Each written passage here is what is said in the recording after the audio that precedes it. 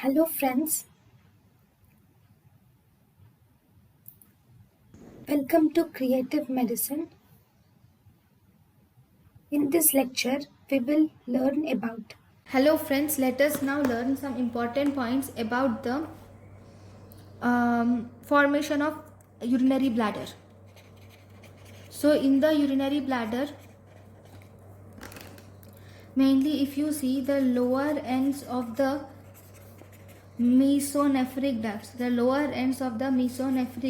are incorporated into the posterior wall of bladder. Why? Because these mesonephric ducts which are present, these mesonephric ducts will result in the formation of posterior, they will contribute to the connective tissue component. These will contribute to the connective tissue component of the posterior wall of trigone. In the posterior wall of the trigone, posterior wall at the trigone, these mesonephric ducts will form the connective tissue component.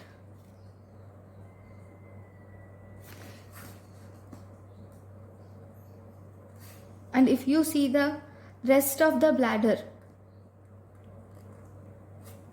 the posterior wall is formed from the mesonephric duct, that too connecting tubules. The rest of the bladder except the trigone is endodermal in origin. It is endodermal in origin. Okay, now the bladder is lined by the transitional epithelium. Okay, the bladder is lined by the transitional epithelium. So this transitional epithelium of bladder, this is also endodermal in origin. Okay, and this transitional epithelium of bladder,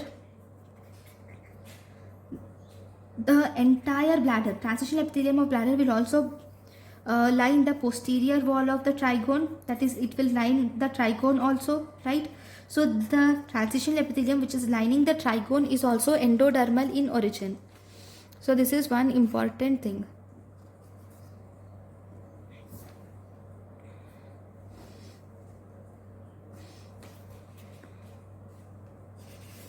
Now one more important, so this is about bladder. Thank you.